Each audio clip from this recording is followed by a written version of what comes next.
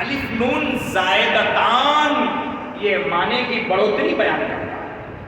یہ گرامیٹیکل بات بول رہا ہوں، ہمارے طلبہ جانتے ہیں، ہمارے بچوں کو معلوم ہے، یہ ہماری گرامر میں بات سمجھائی جاتی ہے. الف نون یہ جب لگتا ہے تو بڑھوتری کے معنی ہوتا ہے. جی جہاں جہاں الف نون لگے گا معنی بڑھنے کے ہوتے ہیں، زائد کا معنی ہو جائے گا، بڑھوتری کا معنی ہے. نعمان بہت بہت نعمتیں، رحمان بہت بہت رحم. چلیے ایک اور بات سمجھا دوں، اللہ کو رحمان بہت پسند ہے. کیوں؟ کیوں؟ سنو، دنیا میں اللہ ہی رحمان ہے. وجہ اس لیے کہ رحمان، اس کا نام اسے اس لیے پسند ہے کہ رحمان کہتے ہیں جو زمین پر بسنے والوں پر مہربانی کرے اور زمین میں جانے والوں پہ مہربانی کرے. وہ رحمان ہے. زمین کے اندر جانے کے بعد کون مہربانی کرتا ہے؟ میرا مولا. وہ رحمان ہے. اس کا نام رحمان اس لیے ہے کہ وہ زمین پر بسنے والوں پر بھی مہربان ہے اور زمین میں جو جا چکے ہیں. تو یہ بڑی صفت ہوئی. چلیے آگے بڑھتے ہیں. الرحیم یہ بھی وہی معنی جو رحمت والا ہے نا، رحمت والا، مہربانی والا، جی برکت دینے والا، رحم فرمانے والا. رحیم اس میں بھی وہی شبد ارتھ ہے، اس لیے اس میں زیادہ جانے کی ضرورت نہیں ہے. رحیم اللہ کے ناموں میں سے ایک نام. ایک خاص بات ہے، یہاں رحیم کس کا نام ہے؟ اللہ کا. مگر قرآن کی اگلی آیتوں میں آپ کو بتاؤں گا کہ اسی اللہ نے قرآن میں یہ رحیم کا نام اپنے علاوہ حضور کو بھی اللہ نے یہی نام دیا. یہ بڑایا ہے، یہ کرم ہے اس کا. جو نام صفات میں خود کا پسند فرمایا، وہی شبد، وہی لفظ، وہی نام سے اپنے پیارے محبوب کو پکارا اللہ.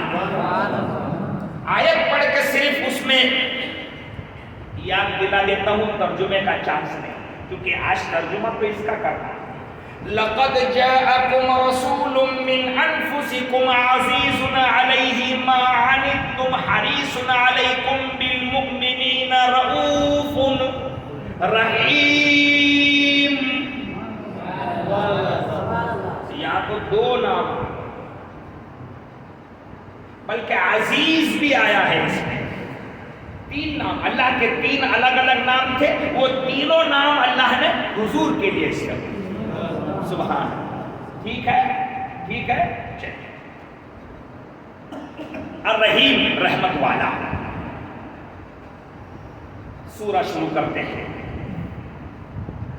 الحمد، الف لام شروع میں ہے، اس میں حمد، اس کے معنی تعریف. اعلیٰ حضرت نے یہاں ترجمہ کیا خوبیاں، سب خوبیاں. یہ سب کس سے نکلا معنی؟ تو یہ سب کل، ٹوٹل، یہ معنی نکلا شروع کے الف لام سے. شروع کا جو الف لام ہے الحمد میں، اس کا میننگ ہے ٹوٹل، سب سب. اور حمد مانے خوبی. حمد مانے خوبی. خوبی سمجھتے؟ خوبی، بہت خوبی ہے بھائی. خوبی، خوبی. کچھ ترجمہ کرنے والوں نے تعریف لکھا، کچھ ترجمہ کرنے والوں نے تعریف لکھا ہے. چلیے اس پر زیادہ بحث نہیں ہے، مگر تعریف میں اور خوبی میں فرق جانتے ہیں آپ؟ تعریف کوئی دوسرا کرے تو تعریف ہوتی ہے، تعریف تم کرو میں کرو، یہ دنیا یہ زمین یہ آسمان یہ ہے تو تعریف دکھتی ہے، تعریف دکھتی ہے، لیکن خوبی کے لیے بولنے والا ضروری نہیں۔ یہ دنیا دکھی تو سمجھ میں آیا کہ وہ ہے، خوبی میں ایسا نہیں ہے۔ یہ دنیا ہے بھی تو وہ وہی خوبیوں کے ساتھ ہے، نہیں بھی ہو تو وہ اپنی خوبیوں کے ساتھ ہے۔ اس کو بولنے والے کی ضرورت، پوری کائنات مل کے اس کی تعریف کرے تو اس کے خدا ہونے میں کوئی بڑھوتری نہیں ہوگی، وہ اللہ خود سے ہے۔ اور پوری دنیا اس کو بھول جائے تو اس کے اللہ ہونے میں کوئی فرق آئے گا نہیں، کہ وہ ان سب چیزوں سے بے نیاز ہے۔ اسی لیے اعلیٰ حضرت نے فرمایا تمہارے تعریف کرنے یا کائنات کے دیکھنے سے نہیں، وہ اپنے آپ میں خود خوبیوں والا، سب خوبیاں جتنی کائنات میں خوبی ہے سب کس کے لیے ہے؟ آگے آ رہا ہے للہ، کس کے لیے؟ اللہ کے لیے، سب خوبیاں اللہ کے لیے، ٹھیک ہے۔ اب یہاں ایک بہت پتے کی بات ہے،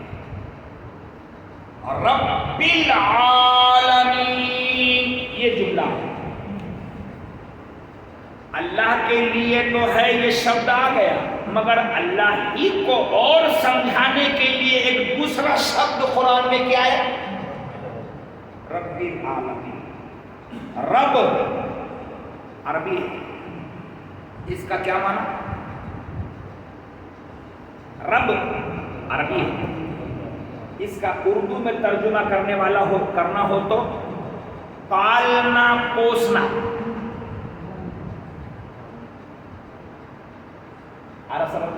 پالنا پوسنا، یہ اس کا ترجمہ نکلتا ہے۔ اور دوسرا ترجمہ کیا نکلتا ہے؟ تو مالک، یہ کس کا ترجمہ نکلتا ہے؟ رب کا۔ رب کا معنی پالنا پوسنا، رب کا معنی مالک۔ تو ساری خوبیاں اللہ کے لیے ہے، تو اللہ کون؟ تو آگے اس کا وشلیشن ہو رہا ہے، رب العالمین، جو ساری کائنات کا مالک ہے۔ پتہ چلا پہلے شبد میں قرآن یہ بتا رہا ہے کہ جس اللہ کو ہم مانتے ہیں بس وہی اللہ یہ سرشٹی کا مالک ہے، یہ کائنات کا مالک ہے، کوئی اور نہیں ہے۔ رب مانا پالنے والا، اس اللہ کے لیے ساری خوبیاں جو سارے جہان کا پالنے والا، مالک ہے، پالنے والا۔ رب یہ بھی اللہ کے ناموں میں سے ایک نام ہے، اللہ کو رب کہتے ہیں۔ ربنا بولتے تو ربنا میں جو شروع کا رب ہے وہ یہی رب العالمین کا رب ہے، ربنا میں بھی وہی رب اور رب العالمین میں بھی وہی رب۔ ربنا ہمارے مالک ہیں، ربنا ہمارے پالنے والے۔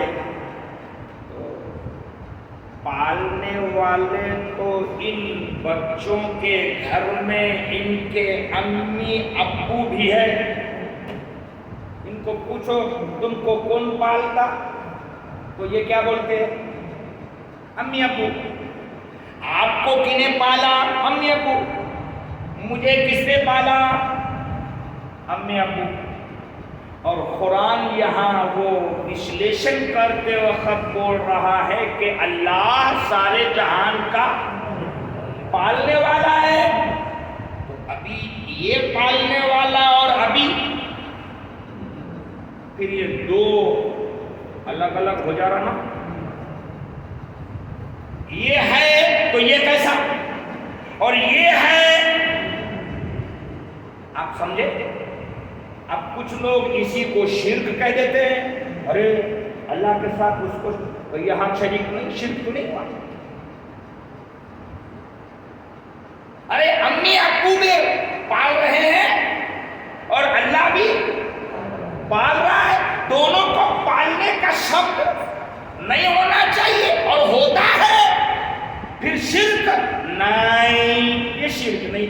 بہت مرتبہ ایسا ہوتا ہے کہ جو شبد اللہ کے لیے استعمال ہوتا وہی شبد اللہ کے بندوں کے لیے استعمال ہوتا، نہ یہ غلط ہے نہ وہ غلط ہے، دونوں صحیح ہے۔ پھر کیسا کیا؟ تو اس کا ارتھ یہ ہے کہ یہ اللہ کی طرف سے طے ہے، اس لیے پالنا ہے۔ ان کے پالنے کی طاقت خود کی، یہ اس کے طاقت دینے سے پالتے ہیں، اور اللہ جو پالنے والا ہے اس کی طاقت، اللہ جو پالنے والا ہے اس کی طاقت اس کی خود کی ہے،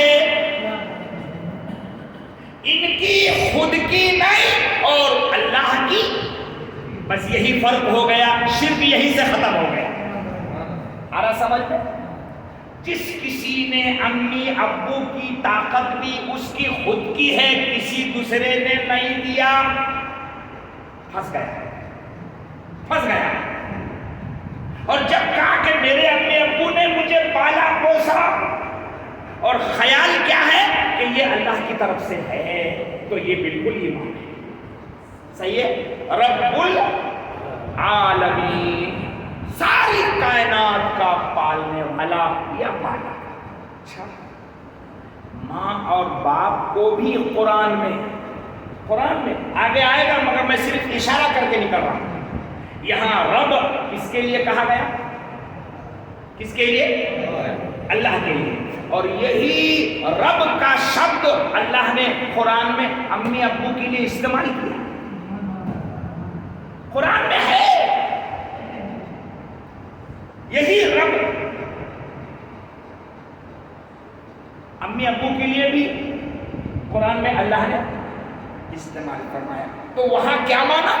یہی عبادت کرانا، کپڑے پہنانا، نہلانا، دھلانا، پالنا پوسنا، جو بھی ترتیب ہے یہ کرتے ہیں، بہت محنت کرتے ہیں، تو اللہ ان کی اسی محنت کو پسند کرتا ہے تو اپنے ناموں میں سے ایک نام دے دیا۔ یہ کمال ہے اس ماں کا اور اس باپ کا۔ تم نے درجہ پہچانا نہیں کتنا بڑا درجہ؟ یہ جو تم گھر میں 2-4 بچے پالتے ہو، یہ اتنا بڑا انعام ہے کہ اللہ کے ناموں میں سے ایک نام ملنا،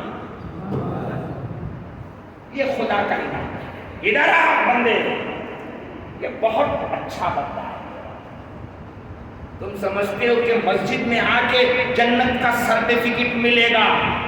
ارے نہیں، کسی بیٹی کے سر پہ شفقت اور محبت کا ہاتھ پھیرتے رہو، اسے جوان کرو، تربیت کرو، اخلاق دو، دین دو، اسے سنوار دو اور جوان کر کے اس کی شادی کر دو۔ حضور فرماتے ہیں اس پالنے پوسنے اور جوان کر کے شادی بیاہ کرنے والے ماں باپ کو جنت کا سرٹیفکیٹ ہے، کیونکہ پالنے کا کام اللہ کو بہت پسند ہے، بہت پسند ہے۔ یہ رب العالمین کا محبت کا راستہ ہے، پالو۔ کبھی کبھی سجدوں میں وہ کمال نہیں مل پاتا بندے کو جو کسی غریب کو پالنے میں مل جاتا ہے۔ عام غریب کو پالنے میں اتنا ثواب ہے، کھلانے میں اتنا ثواب ہے، تو پھر وہ جوانوں کو کون سبق پڑھائے جو اپنے ہی ماں باپ کو بھوکے رکھ رہے ہیں۔ اللہ کی پناہ سوچنے اور سمجھنے کی چیز ہے۔ چلیے، رب مالک، اگر اس کا ترجمہ مالک لیتے ہیں اور یہی رب ماں باپ کے لیے بھی ہے، تو وہاں مالک کا ترجمہ نکلا تو کیا ہوگا؟ رب کا معنی پالنے والا نکلا تو وہ پال رہے ہیں، بات درست ہے۔ اور اگر رب کا ترجمہ مالک نکلا اور وہ بچوں کا کیا مطلب نکلا کہ یہ ماں اور باپ رب ہیں؟ کیا مطلب؟ بچوں کے مالک ہیں. آپ سمجھ رہے ہیں بات کو؟ میں میرے نوجوان بچوں سے اشارے کی بات کرنا چاہ رہا ہوں. ذرا تم اپنے ماں باپ کو گھر کا بوڑھا سمجھ کے ڈھکیلو نا. اللہ نے ان کو جو نام دیا ہے وہ نام اتنا بھاری ہے کہ قرآن بول رہا ہے وہ اپنی اولاد کے مالک ہے. اولاد کے مالک ہے، وہ مجال نہیں ہے. ان کے اشاروں کے بغیر تمہاری زندگی مشکل ہے. زندگی تو زندگی، تمہاری آخرت مشکل ہے ان کے اشاروں کے بغیر، کہ یہ مالک ہے. تو اے نوجوانوں، تمہاری اس جسم کی طاقت میں اگر آج طاقت ہے جسم میں، باڈی میں، تو تم سمجھتے ہو کہ یہ میری ہے. قرآن کہہ رہا ہے تمہارے باڈی میں جو خون ہے، جو طاقت ہے، اس کے مالک تم نہیں، تمہاری ماں ہے، تمہارا باپ. یہ قرآن بول رہا ہے، تفسیر ہے یہ. میں الگ سے نکال کے نہیں بول رہا ہوں، جو ترجمہ ہے وہی آپ کے گھر میں لا کے فٹ کر رہا ہوں. صحیح ہے؟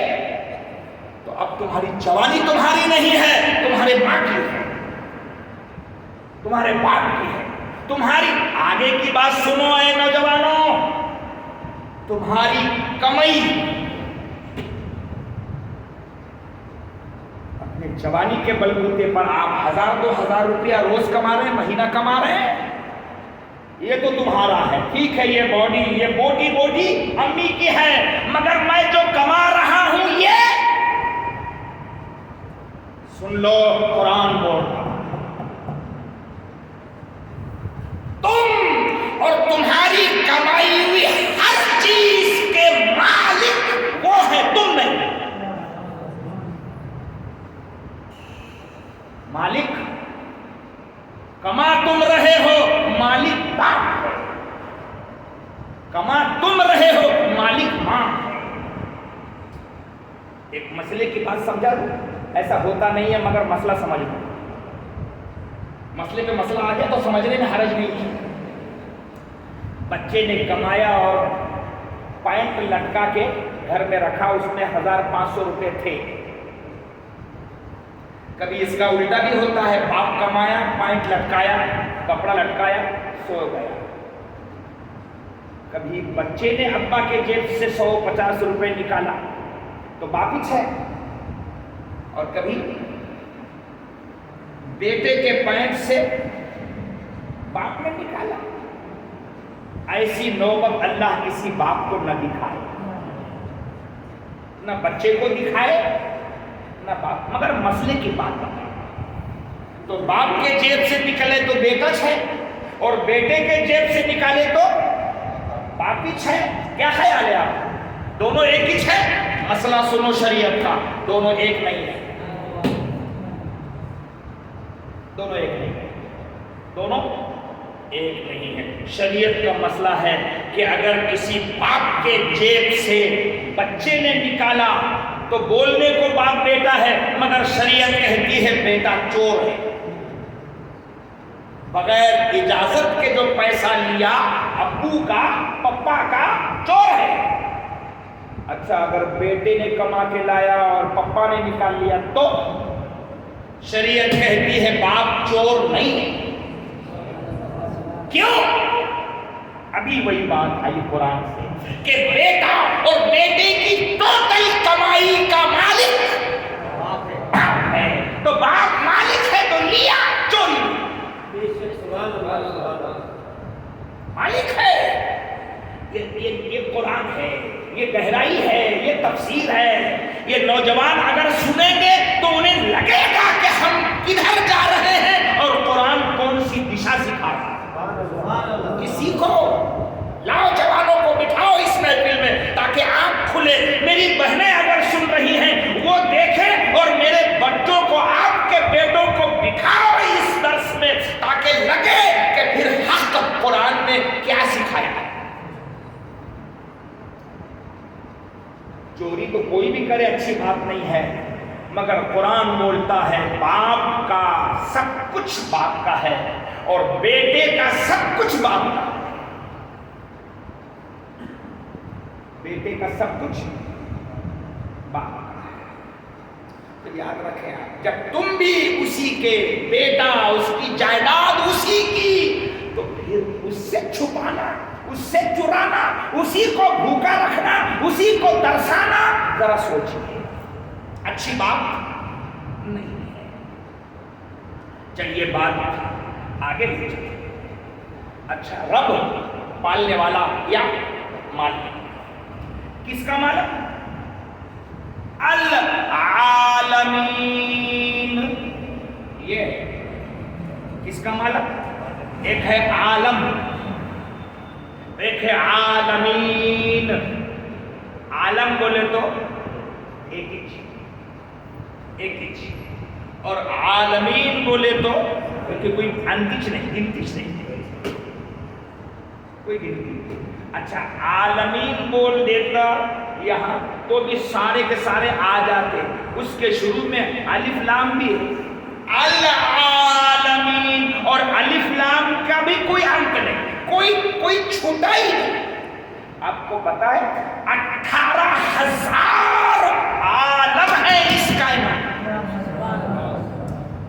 اسی لیے العالمین کا کوئی شے میرے مالک کے بغیر نہیں۔ میرا رب وہ ہے، میرا رب وہ ہے، کائنات اور اس کی ہر شے کا مالک وہ ہے اکیلا، اس کے ملکیت میں کوئی ساجھے دار نہیں، سنیے، کوئی حصے دار نہیں۔ یہ عقیدہ مضبوط بنا کے چلیے، اللہ اس کائنات کا مالک اکیلا ہے، اس کے مالک ہونے میں کوئی حصے دار، ساجھے دار، برابر کا شریک نہیں ہے۔ اسی لیے اللہ وحدہ لا شریک لہ کہتے ہیں، وہ اللہ جو اکیلا ہے اور اس کا کوئی شریک۔ یہ اہل سنت والجماعت کا عقیدہ، یہ ہے اہل سنت۔ مجال نہیں ہے یہاں کوئی دم مار سکے، کوئی نہیں، اکیلا ہے وہ، اپنے مالک ہونے میں کسی کا سپورٹ نہیں، کوئی ضرورت نہیں اسے، یہ سپورٹ نام کا شبد نہیں تھا اور وہ مالک تھا۔ یہ کائنات کچھ نہ تھی، وہ تھا، اور کچھ نہ ہو وہی رہے گا۔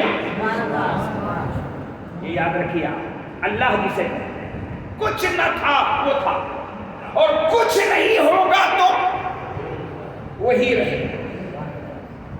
وہ ایسا بات، اس کی بہت گہرائی کو جاننے کے لیے قرآن میں ایک سورہ ہی آئی ہے، ایک سورہ ہی ہے، اور اس سورے کا نام ہی سورہ اخلاص ہے۔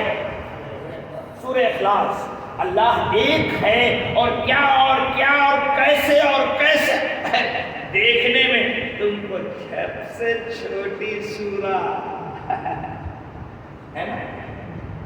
اکثر مسلمانوں کی نماز اسی پہ چلتی ہے، کیا خیال ہے؟ اکثر مسلمانوں کی نماز قل اللہ انا، قل اللہ انا، اسی پہ چلتی ہے۔ تھوڑا بہت زیادہ سمجھدار ہو گیا تو علم ترا اور لیلاف اور اذا جاء اور فلاں چھوٹی وہ 8-10 سورہ، بس اسی میں اتنا دینا۔ مگر زیادہ لپیٹنے کا بولے تو اگر پکڑ کے پوچھو، عشاء کی 17 رکعت پڑھ کے باہر نکلا اور اس سے ایمانداری سے پکڑ کے پوچھے، سچی بتاؤ 17 میں 4 تو امام صاحب کے چھوڑ دو، 4 امام صاحب کے چھوڑ دو، تمہارے خود کے تو 13 ہے، یہ 13 میں کون سی سورہ؟ آپ یقین کرو زیادہ قل اللہ انا اعطیناک نہیں کیا۔ میرا یہ بولنا نہیں ہے کہ آپ کی نماز نہیں بالکل ہو گئی، یقیناً ہو گئی، اللہ وہ بہت مہربان ہے، بالکل قبول کر لے، مگر ذرا خود پہ بھی تو ذرا دھیان دے کے دیکھو نا یار۔ کیا دھیان دو؟ گھر میں آپ نے مہینے بھر کا راشن رکھا، ہر قسم کا راشن ہے، اور بیوی کو کہا کہ یہ مہینے بھر کا ہے، بدل کے حساب سے جیسا تیرے کو سمجھتا پکاتے جائیں، ٹھیک، آپ اپنے کام میں لگے، کام سے آئے دیکھے تو پھکی دال پکائی ہوئی، ٹھیک ہے، دوسری دن آئے تو پھکی دال، تھوڑا منہ ٹیڑھا کرے مگر چلو، میں غلط نہیں بول رہا ہوں، آپ ایسا سوچ کے دیکھو نا، دوسرے دن ذرا منہ ٹیڑھا مگر ایڈجسٹ کر لیا، تیسرا دن آئے کہ عورت نے کیا ہوں گا، آگے کا بولو، کیا ہوگا؟ کچھ غلط ہے؟ نہیں، اس کو مہینے میں 5 دن پھکی دال پکانے کے تھے، انہیں لگاتار 5 دن پکا دیا، تمہارا منہ کدھر گیا؟ کیا ہوا؟ تو آپ کیا بولیں گے؟ ارے بابا میں نے لا کے دیا ہے، دال برابر ہے، دیکھو پکانے کا ہے، یہ بھی برابر ہے، مگر اپنے پاس اتنے سارے آئٹم ہے تو کبھی یہ کبھی وہ ذرا اچھا لگتا نا رے۔ صحیح ہے، توبہ کرنے کی بات ہے، یہ تم کو سمجھانے کے حد تک بولا، یہ مطلب میرا یہاں جوڑنے کا نہیں، مگر تمہارے گھر کے روز کے صبح شام کی دال روٹی میں یہ بدلنے کی ترتیب سوچتے ہو۔ اب میں تم سے پوچھتا ہوں، ایمان والی بات، اللہ نے اس میں ایک